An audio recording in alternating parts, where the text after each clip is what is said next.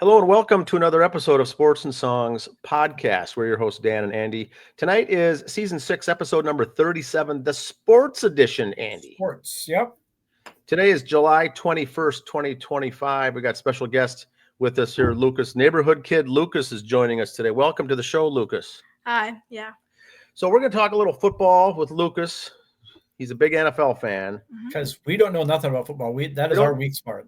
Yes. We're going to spend the episode mainly talking about all the things going on in baseball. So football, the season's just about to start, but let's start off with a trivia question. All right. All right, today's trivia question. The Minnesota Twins just completed their 2025 Major League Draft. Last week was the draft. They drafted 21 players, whether they're from high school, college, whatever. They drafted 21 guys. The question is, how many of them baseball players are 6'4" in height or taller? Ooh. Typically, Lucas, baseball guys are shorter, kind of average height. Basketball's where you get the height, maybe football. But the Twins, it's going to be interesting when you hear this number. So how many are 6'4" or taller? A lot of pitchers now, like Randy Johnson, they'll get a lot of tall, gangly guys as pitchers. Yeah, they've got Twins like the tall pitchers, Bailey, Ober. There's some of these big horses that they've got.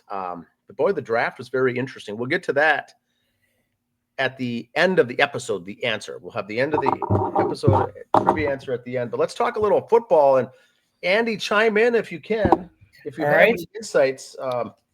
Number one, Minnesota Vikings. Minnesota Vikings. I've heard of them. New season's about to start. Training camp is just kicking off, right, Lucas? Yes. So players are reporting to camp. The rookies come first. They're already there. Yeah. So they reported already. They're in Eagan at the TCO facilities or whatever they call it nowadays, right? They're at the facilities. The veterans report on tomorrow. So some veterans did report if they're were injured all last season and they're trying to catch up on time. Yeah, it's so for generally all the veterans will be there. The new guys will be there. If there's anyone on a contract dispute or anyone sitting out, they don't show up typically.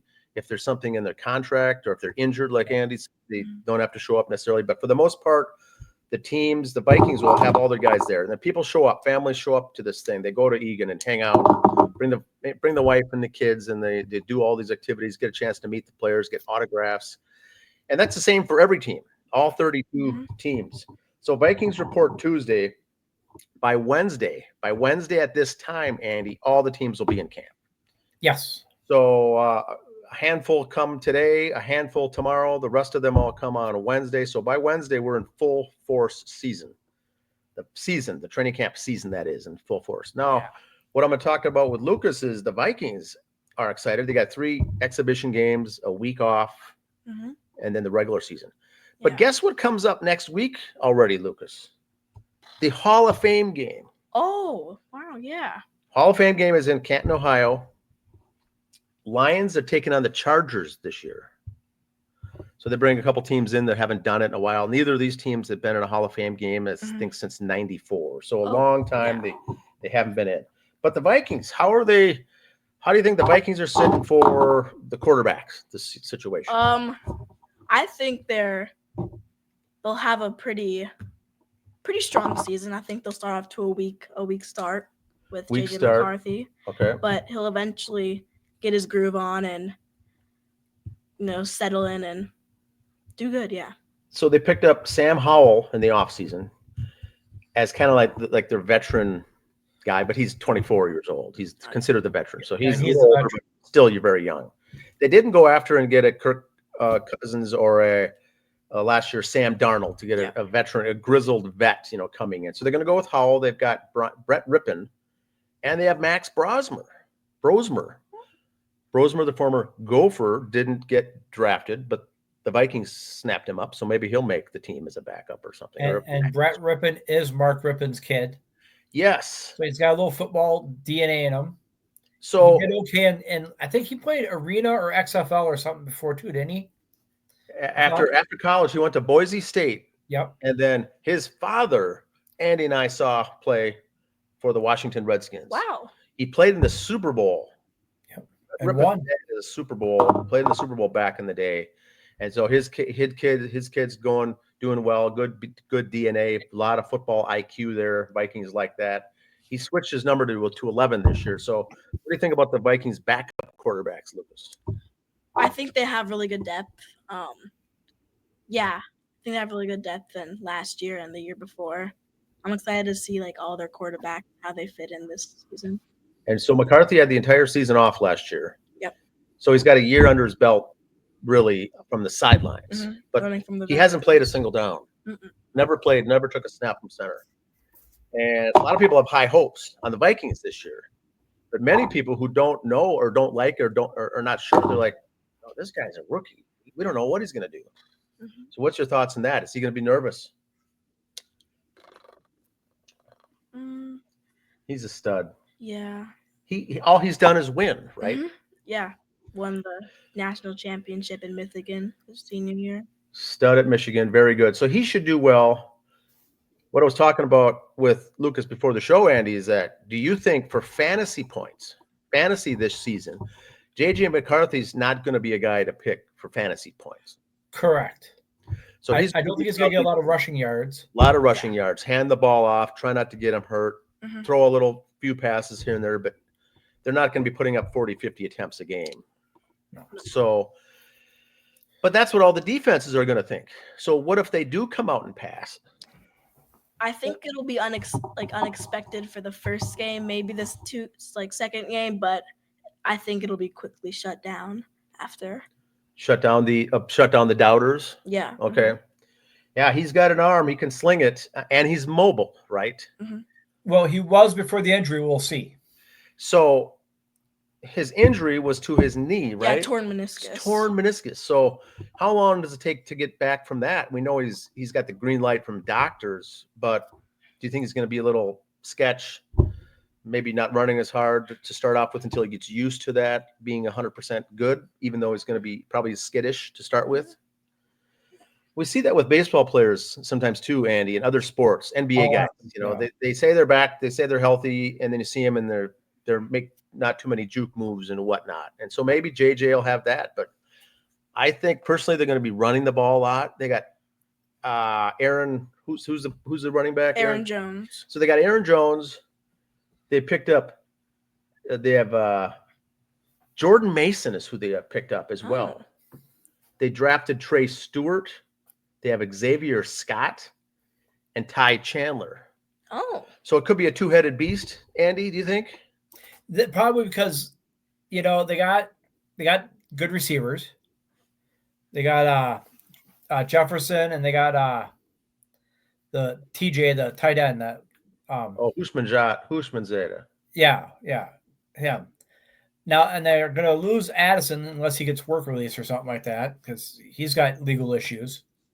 He's had a couple speeding tickets and things. Yeah, he's got issues going on, so I don't know how much his head's going to be in the game. So those two receivers are going to get doubled a lot. So it's going to be that wild card receiver. If he could be, half decent, it could take a lot of pressure off McCarthy. Yeah, it's TJ Hawkinson. Yeah. I'm thinking Bengals, Houshmandzadeh. Remember that? Houshmandzadeh. Who's your mom? So TJ Hawkinson, they got Bryson Nesbitt, Josh Oliver, who I like, Giovanni Ricci. There's 4 tight ends in camp. Right. No, 5. Ben Urusek. And they might move one receiver if they have to. But yeah, so what are your thoughts on the receiving, Lucas? Justin? I think we have a really strong receiving core. I think we have one of the best receiving rooms in the NFL, in my opinion, because we have Jefferson, Addison, Bolden, and then some other new people that I haven't really known yet. But well, Ty Felton was a rookie, just got drafted out of Maryland, and pretty high up. So he should be good. Justin Jefferson's good. Lucky Jackson. It's just a great – I love the names, right? So Vikings have always had good, strong depth receiver and tight end. So great throwing game. Yeah. So you want to think, hey, on my fantasy team, I want to pick up receivers and tight ends. Well, this year probably not. And maybe in general probably not because they spread around the wealth so good. You're right. All the receivers get a good points. Justin Jefferson, of course, is one of the top elites in the league. But I like these receivers. I like the tight ends. So new quarterback, they're going to hand the ball off a lot, keep it safe, eliminate turnovers. That's what I think. Maybe they come out throwing, but wherever JJ McCarthy's been, he's been successful. But the NFL is a different story. We've seen many people fail who have been studs in college football. Ryan Leaf. There's some guys that just can't make the deal. The Vikings think and have done their homework on JJ. So they think he's the guy, and he's like the franchise guy. So they'll build the rest of the team around him. Now, the offseason, the Vikings picked up additional offensive line, additional defense, where they were already good. So what do you think the record will be then? Do you think? I'm going a 10-6 or 10-7 and 11-6, one of those. 10 or 11 win season. Andy, what are your thoughts? Lower or higher than that? Lower. They're going to win 6 games. Okay, 6. Wow. And I've got them at about 9. So Lucas is at the high end, Andy's at the low end. I'm right in the middle, but there's a lot of unknowns. Now they have a tough schedule, do they not? Yes. Yeah, because they got to play a first place schedule. So quarterback. So you got a brand new quarterback. You're playing a first place schedule. You're going to overseas twice, back to back, 2 consecutive weeks. One in Ireland and one in London, I think. Yep.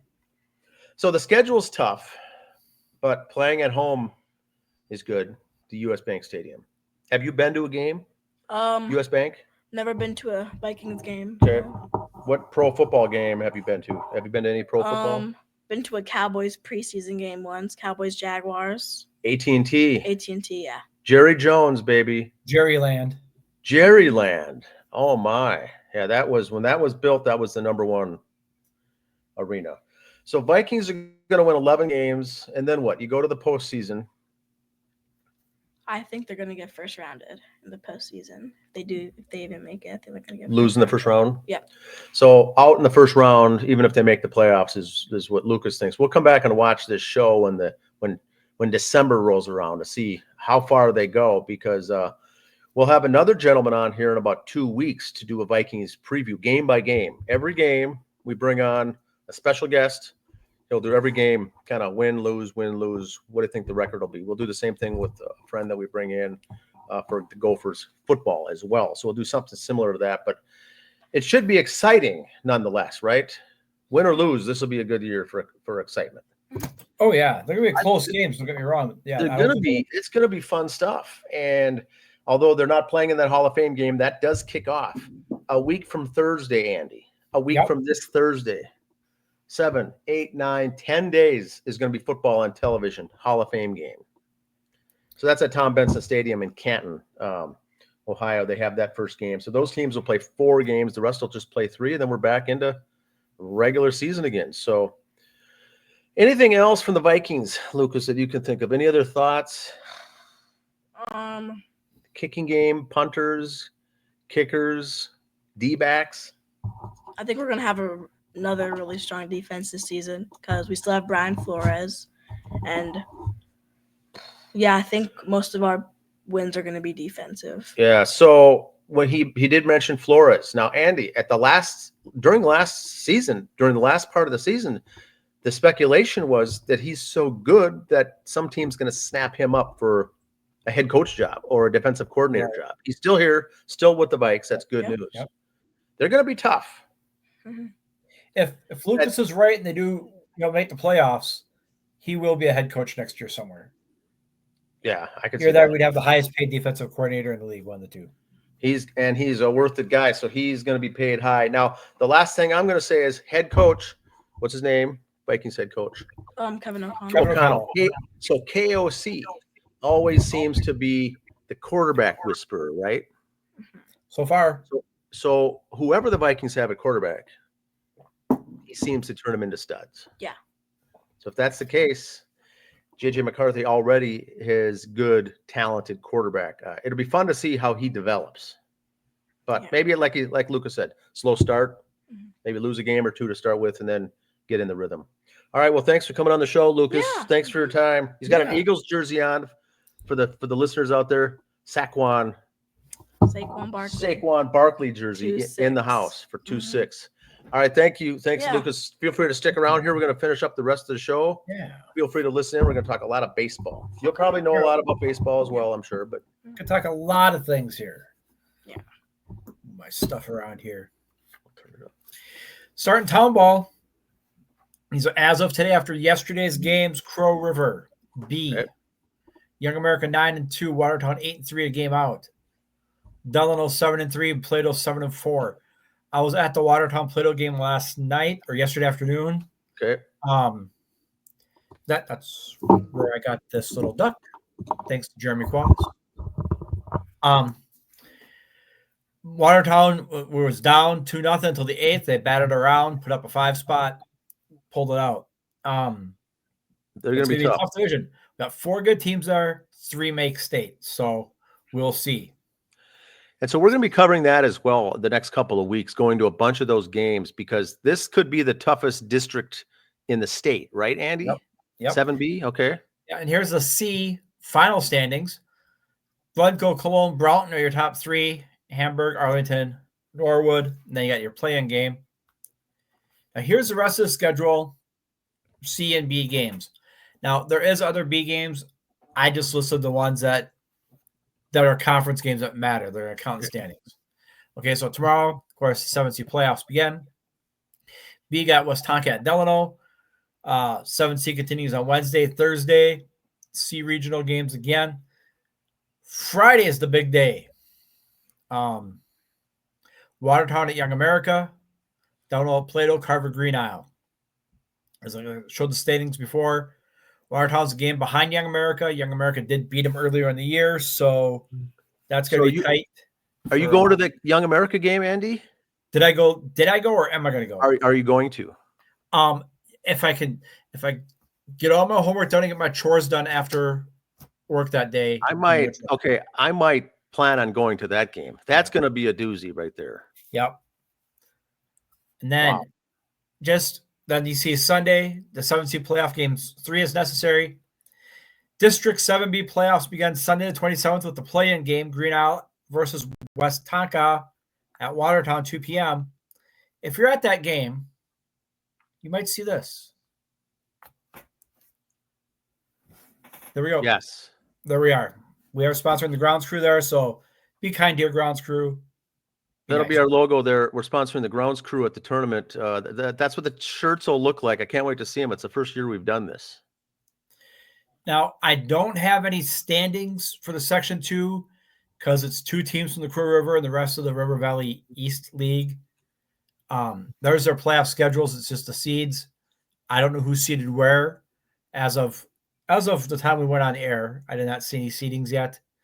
Once that's out, plus like some of the other conferences, the Highway 10 conference we got online, a lot of DRS stuff we've put on our Facebook page. So just keep eyes there, and you will see all the fun stuff happen. All right. Is Lucas still there? Yes.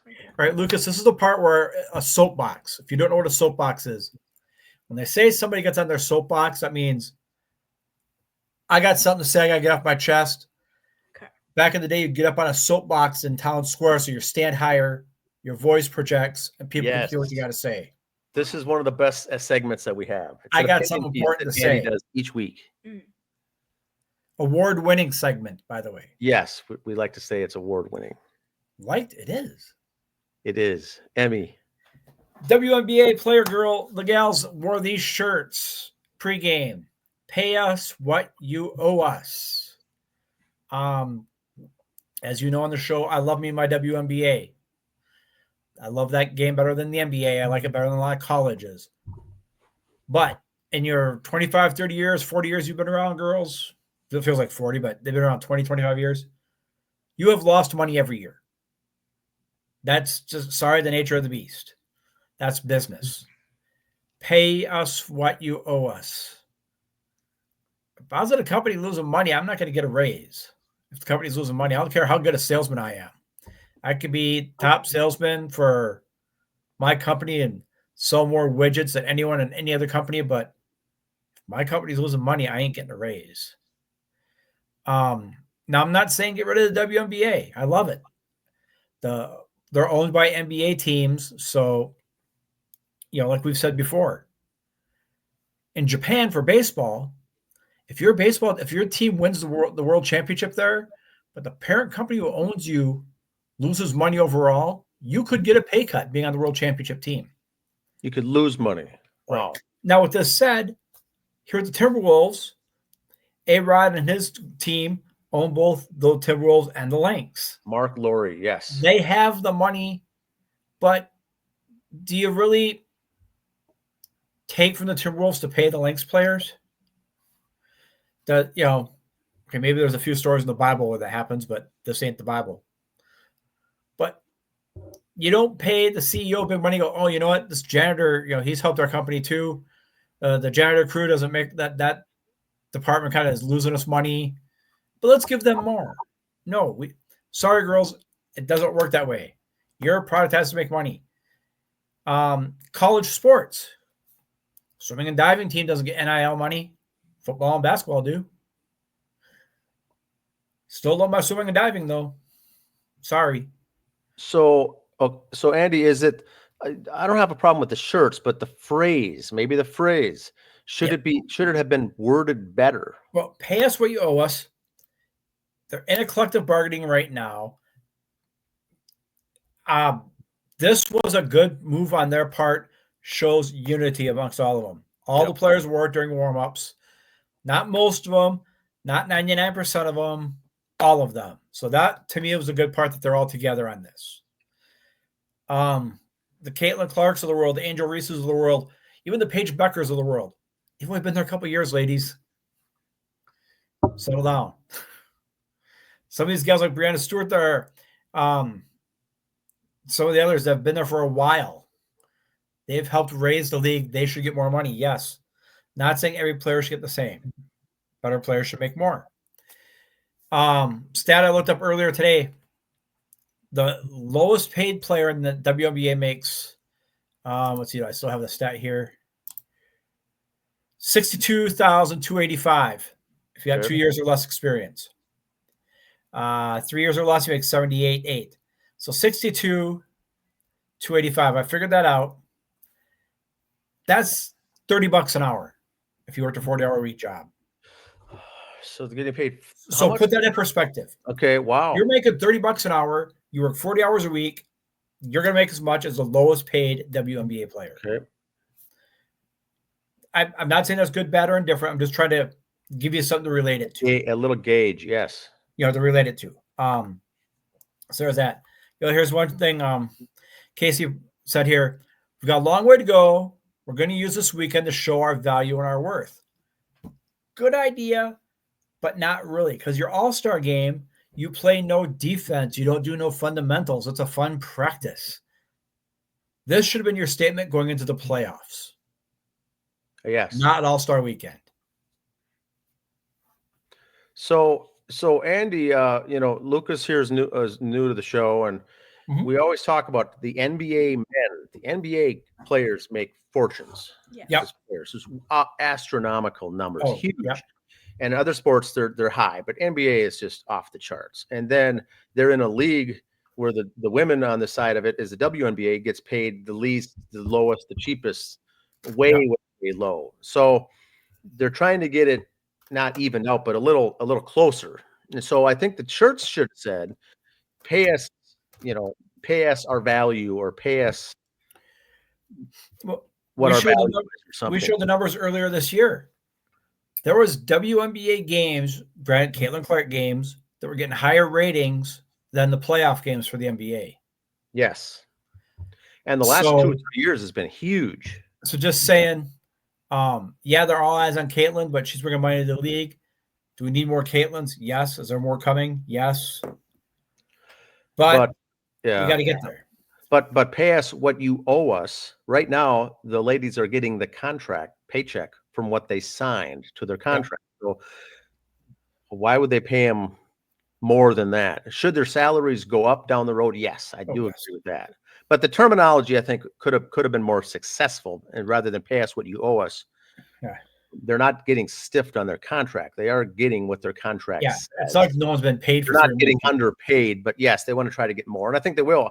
And like you said, Andy, that collective bargaining agreement that hasn't been renewed in like 5 years, so it is stagnant or old. When they give the players more of a share on the new agreement now, they will be getting more. Now, is that to say that they're going to be happy? That's the other side of it. Now they're going to all get raises.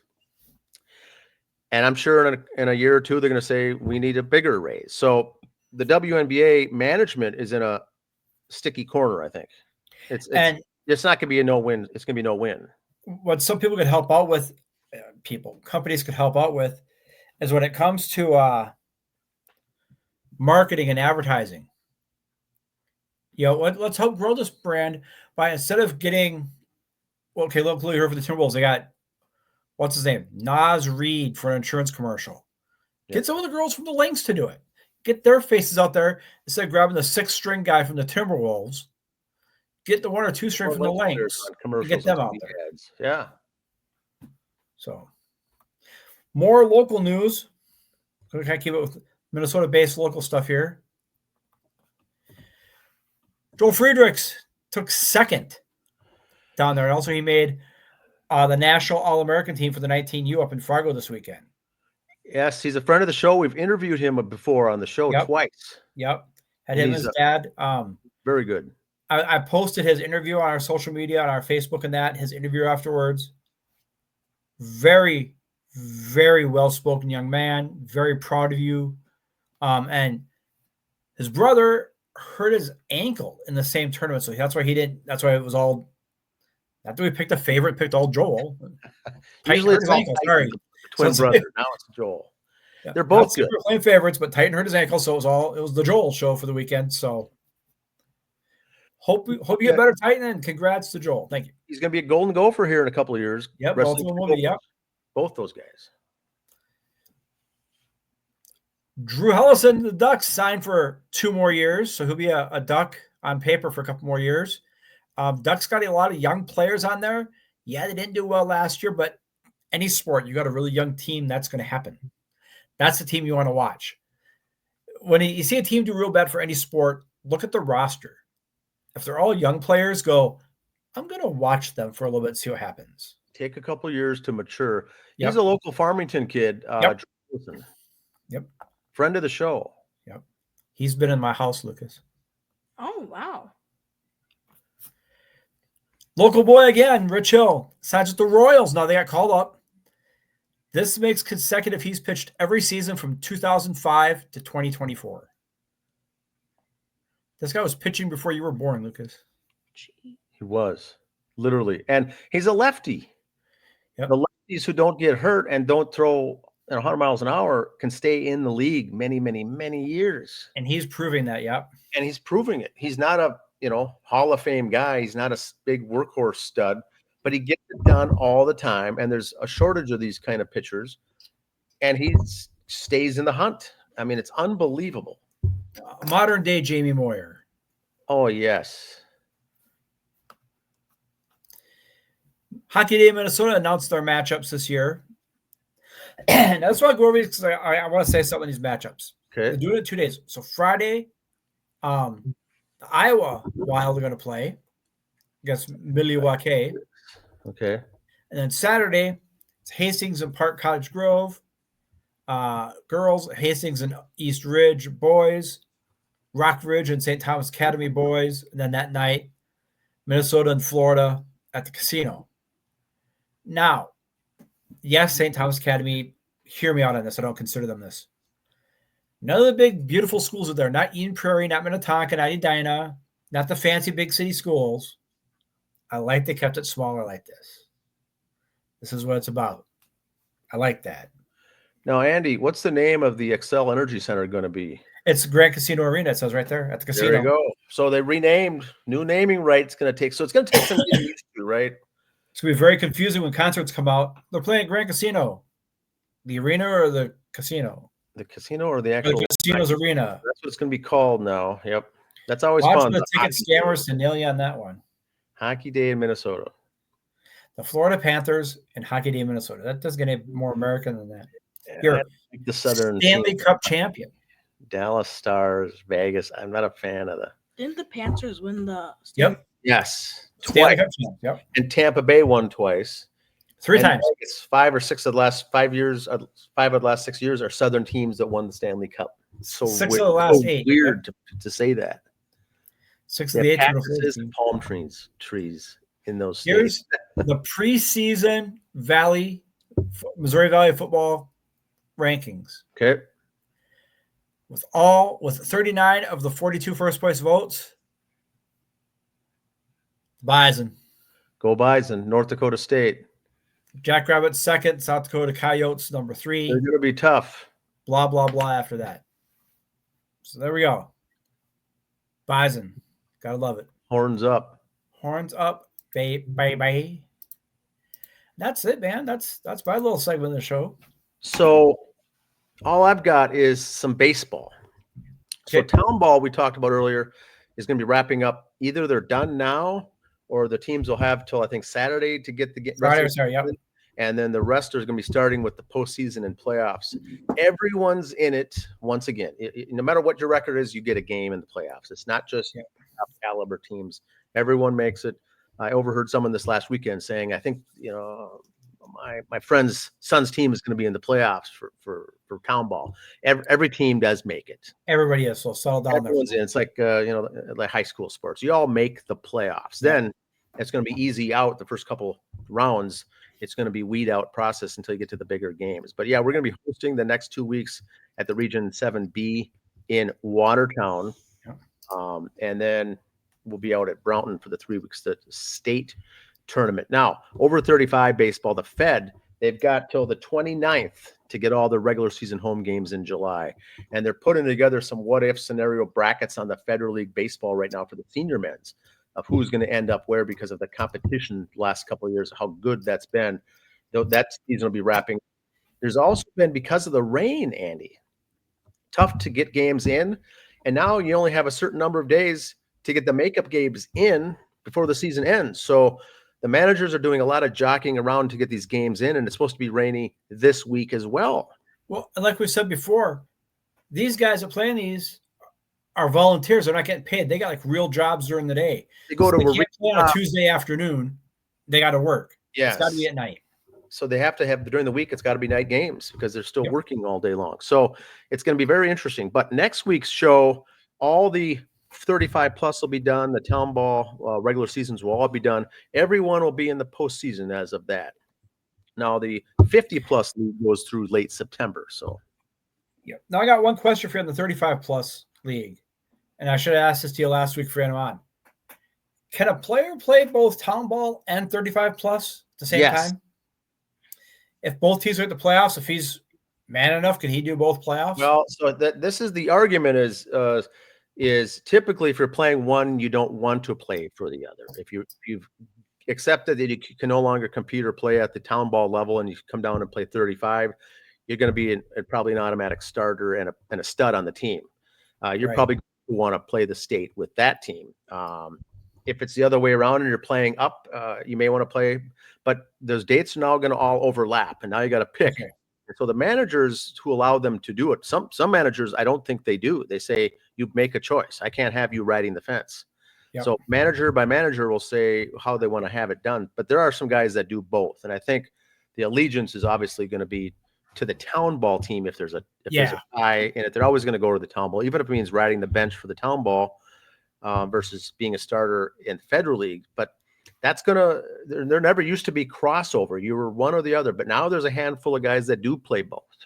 Well, because there's a few teams where you qualify for both too. I mean, I'll think of some guys out in the area here. I'm not going to name names who've been on the show this year. In a couple of years, qualify for the 35 plus league. Yes. But Watertown, this area doesn't have a team, so it'd be hard for him to be on both. He would get easily recruited from another he starts one with all his buddies. I don't know. Yeah, but it's a tough sell because those elite guys at town ball typically don't want to come. Is the 35 plus real worried about like where do you have to live so close to the town like town ball is? Nope, there's no radius. They're just looking for basically warm bodies to get. Okay. Okay. Yeah, it doesn't matter where you live. Town ball, you have to be in a certain area, whatever. But Yeah, when those guys get to that age, there is a lot of recruiting going on from the Fifth Federal League to try to get those guys to cut over to say, hey, the minute you turn 35, I want you on my team playing. Yep. And, usually they get laughed at. But usually by the time they're in their upper 30s or early 40s, they'll say, you know what, you're right. I'll jump over. But right at the cutting point, it's tough to see. You'd like to see more of that. Some guys do it and they take advantage of it. But the Federal League has gotten so competitive that they're starting to like playing over there. They're only 7-inning games too. Everything else is exactly the same fields, umps. It's all the same. So it's fun stuff. So next week at this time, we'll have all this stuff coming down the pipeline. All right. Trivia answer, Andy. All right, go ahead. I think I got a number for you. Trivia question was 21 players the Minnesota Twins organization drafted in the draft a couple weeks ago. 21 players. How many of them have a height of 6'4" or more?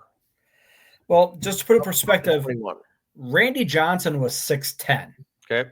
So it's kind of put it in perspective of 6'4" to 6'10". I'm going to say out of the 21, 3 of them. Okay, good guess. Lucas, do you have a guess? Say 6. Okay. Lucas is right on the money. It's 6. Man. The Twins drafted 6 guys. 2 of them are 6'4". 3 of them are 6'6", and 1 is 6'11". So that's taller than Randy Johnson. 6'11", Andy. That's near 7 feet tall. That should be a guy on the NBA team right there. So he's a pitcher. So they try to get these tall pitchers. You come off the mound. By the time you throw and release the ball, you're so close to that hitter doesn't have time to even react if he's chucking the ball 95 miles an hour. So they like to get those big, tall guys out there. But, boy, that's a lot. The Twins, I have noticed in the last 5 years, they'd like to get 6'6", 6'7", 6'5" pitchers. They love to get the tall pitchers. And I don't know if there's a study, anything to go rhyme reason with that or not, but they like to get the big horses, the tall guys. No more short, fat guys like Bartolo Colon and Juan Berenguer. And usually some of the shorter guys were the pitchers. You could be any size to be a pitcher, but they like the big, tall guys. But 6'11" is probably a little too tall. But these guys are young also, so they might still be growing, still filling out. They may be not as lean, putting some meat on their bones, but who knows? Now, the 21 guys that the Twins got, they drafted them, which means they have the rights to them this year. It doesn't mean they signed. It doesn't mean they will sign. Right. And no thanks, I'm going to go to college. I don't want to play for your team. So you'll see about a handful of those sift out. They're not going to sign. The top ones who get signing bonuses are going to come, but we'll see how many as the next weeks go on, how many come to a contract and agree to it or not. And then they'll join the rookie league down in Fort Myers. Right. That's all I've got for the show tonight. Once again, we're getting the end of July. The season is going fast, the summer season. Thanks, Lucas, for joining us on the show. Mm-hmm. Andy, we'll see you next week. See ya. See ya.